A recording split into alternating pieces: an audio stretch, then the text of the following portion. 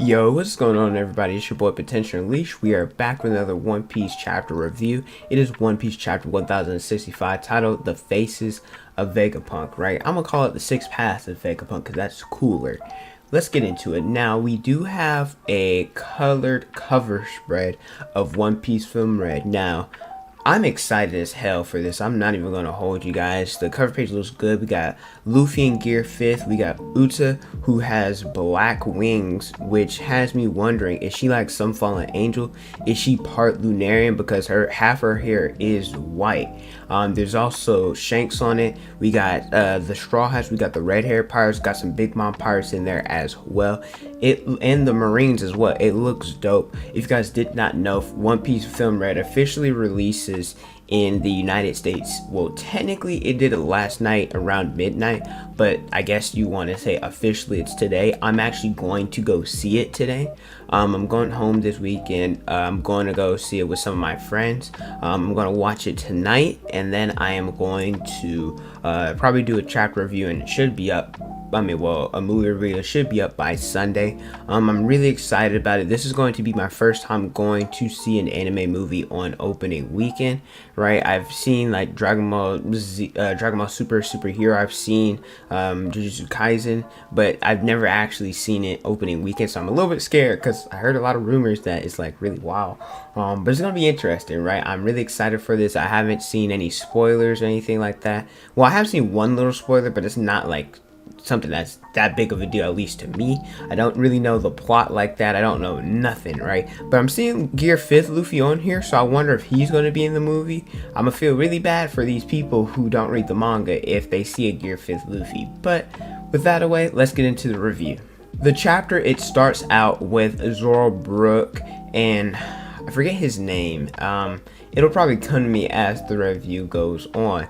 But Zoro and Brook, they're like, yo, you know, the reason why they stay back on the ship, because you gotta be on your toes, you gotta be self-aware when you're going into enemy territory, especially a government island. And the guy, I don't know why I don't remember his name, Caribou, that's what his name is. Caribou's like, yo, he's like, hey, I know I said that, you know, you can drop me off anywhere, but we're in a government facility, so like, can I go somewhere else? And Zoro completely ignores it. He's like, oh, well, thank you for helping my captain. And Caribou's like, bro, what the fluff?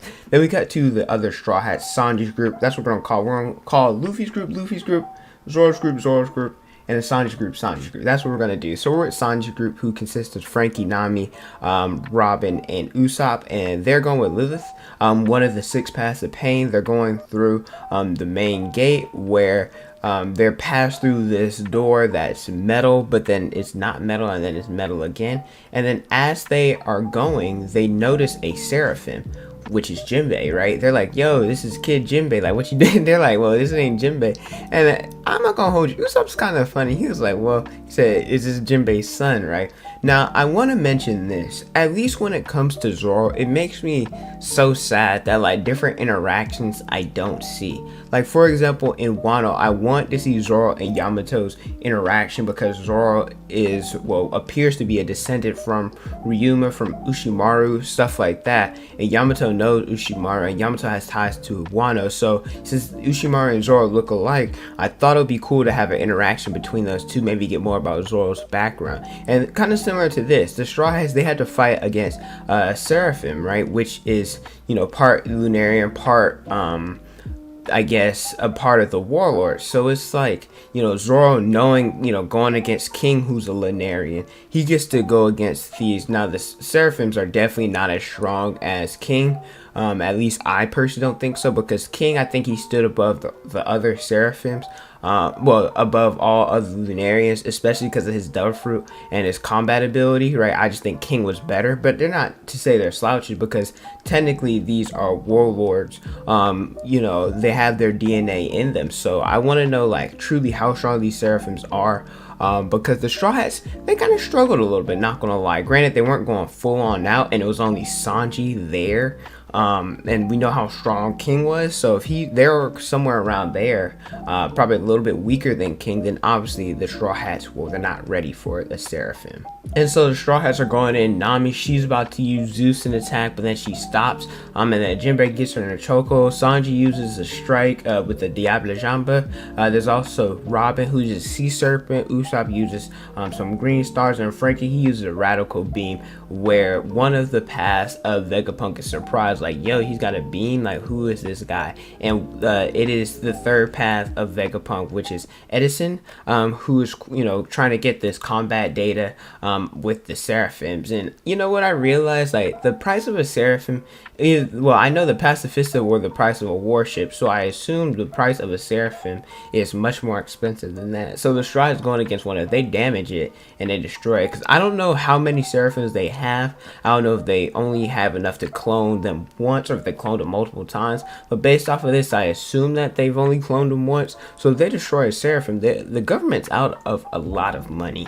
There's also Vegapunk 4 named Wisdom, which is Pythagoras, right? They're sitting up in here trying to get more data as well. There's also a glutton that's eating, and I find it funny because Vegapunk, they said that they're going in and that they are, what do you call it, they're because they need their mind, they split into multiple parts so that they can function and do other things without having to worry about anything. Where there's Desire, there's Vegapunk York, she ended up eating, she ended up pooping, right, and all of that. And you know, Vegapunk's like, oh, I need this, I need that, and so he's assigning other Vegapunks to do other things. Like, some of them are doing calculations, some of them are doing functions that everyday life needs to do. And I want to mention that the Seraphims, that because of their lineage factor, it makes them stronger, or makes them realize some of like what they could do in the past, I guess you could say. So like, they have different combat abilities or different recollection of how to fight from their predecessors. From Jinbei, from Mihawk, from Boa Hancock, from Doflamingo, etc. So it's made mention that Jinbei also has, or this Seraphim of Jinbei also has the Pacifista, has the swim fruit, has whatever, what's his name, Senior Pink, his dope fruit, that's what he has. So I find it funny. Jinbei's broken, right? The Straw Hats definitely are not beating it. Maybe Sanji, right? Maybe Sanji, but I think if Sanji went there, they'd be screwed. But Vegapunk ended up calling it off, and so we meet the original, or Vegapunk number 1, Shaka, right? And he's going and giving the Straw Hats a tour a little bit of the island. I assume it's a he, right? Maybe I shouldn't assume, it could be a girl as well.